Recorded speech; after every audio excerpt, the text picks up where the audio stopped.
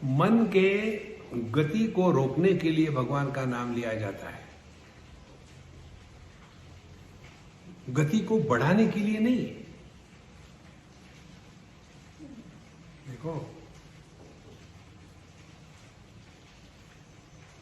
जब मन बहिर्मुखी होकर के दुनिया में भटकता है ना, तो उसकी स्पीड बढ़ गई। तो जैसे अच्छा रास्ता हो, सीधा हो, तो आदमी अनजाने में स्पीड से चलती है गाड़ी, एक्सीडेंट होने के चांसेस। तो फिर रोड पर स्पीड ब्रेकर लगा देते हैं ताकि स्पीड को कंट्रोल में रखो। इसी प्रकार से दुनियादारी के विचारों की स्पीड जो है उसको कम करने के लिए स्पीड ब्रेकर के जैसे भगवान का नाम लिया करो, अपने आप शांत हो जाएगा। और उसके बाद जब मन शांत हो गया तो फिर उसमें शांत शुद्ध मन का लक्षण है, उसमें तत्व जिज्ञासा जागृत हो जाती है।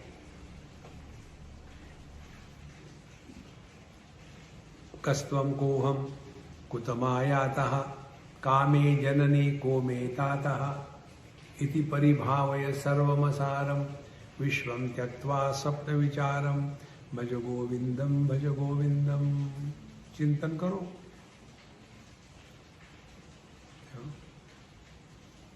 इसलिए दुनियादारी से जब तक के हम हटते नहीं, तब तक के हमको वेदांत में रस नहीं आ सकता। जैसे जिम में गिने चुने लोग होते हैं, इसी प्रकार से वेदांत में आपको लाखों हजारों की भीड़ कहीं नहीं मिलेगी। जहां भजन कीर्तन तबला पेटी है, गणेश शरणम शरणम गणेश, हर एक अपना अपना गला साफ करने के लिए पहुंच जाता है।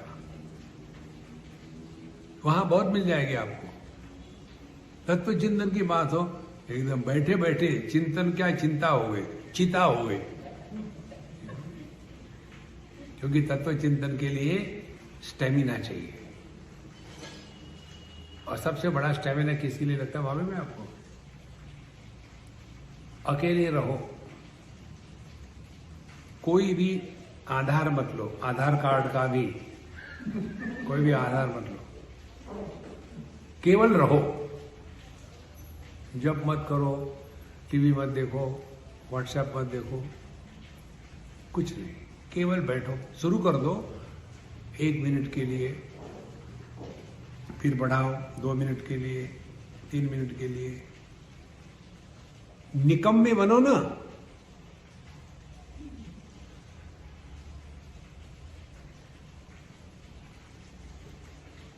इसमें बहुत शक्ति की जरूरत है। नायम आत्मा बलहीन न लभ्या। जो बलहीन है उनको सपोर्ट चाहिए। ये छोटा सा बच्चा पैदा होता है तो उसको सपोर्ट चाहिए पूरे जमीन का, तो लेटे रहता है। और फिर धीरे धीरे करवट बदली, फिर देखता है बाकी लोग तो खड़े हैं, मैं कहीं पड़ा हूं। फिर वो भी चलना चाहता है, सांप के जैसा रेंगने लगता है। फिर धीरे धीरे घुटनों पर आ गया। तो जैसे जैसे वो बढ़ता है वैसे वैसे उसके सपोर्ट खत्म हो जाते हैं। इसी प्रकार से यदि साधना के क्षेत्र में हम यदि योग्य दिशा में आगे बढ़ रहे हैं, तो हमारे जीवन से जितने भी आधार है वो धीरे धीरे निकल जाते हैं। हमको हमेशा कंपनी चाहिए। सुबह सुबह पहुंच गए, अरे गुप्ता जी क्या कर रहे हैं यार? नहीं यार मैं बिजी हूं जरा। तुम कैसे आए सुबह सुबह? नहीं यार मैं अकेला था, बोर हो रहा था इसलिए आया। अब देखो, जो आदमी अपने आप से बोर होता है कितना सॉलिड बोर होगा। अब ऐसे व्यक्ति को कौन सी दवाई दी जाए? एक डॉक्टर के पास एक आदमी पहुंचा और कहता है कि डॉक्टर साहब, मैं इतना जोर से खर्राटे मारता हूं कि मेरे खर्राटों से मेरी ही नींद टूटती है, तो मैं क्या करूं? डॉक्टर ने कहा दूसरे कमरे में जाके सुनो। अब क्या कहे इसको। जितने कम आधार उतने आप अपने स्वरूप के पास।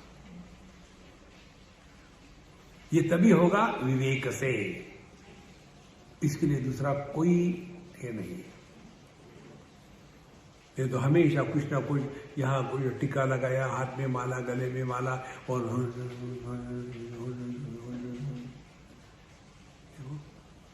जितने कम सपोर्ट उतने आप स्वरूप में स्थित हो।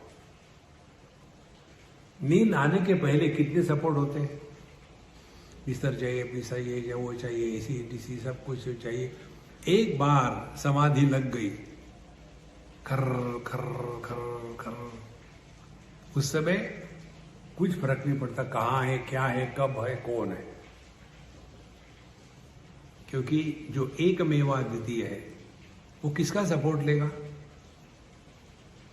क्या ये चार महाभूतों के कारण आकाश है? आकाश सबका आधार है, आकाश का कोई आधार नहीं। देखो, जैसे ही सूक्ष्मता बढ़ती है ना ज्ञान की, आपको हर क्षण यत्र यत्र मनो याति तत्र तत्र समाधया, देहाभिमाने गलिते विज्ञाते परमात्मनि यत्र यत्र मनो याति तत्र तत्र समाधया। ऐसी बुद्धि जिसकी परिपक्व और शुद्ध हो गई है, उसमें विवेक जागृत हो गया है। ऐसे व्यक्ति को वेदांत का अध्ययन श्रवण करने का अधिकार है, और वही व्यक्ति इससे लाभान्वित होगा।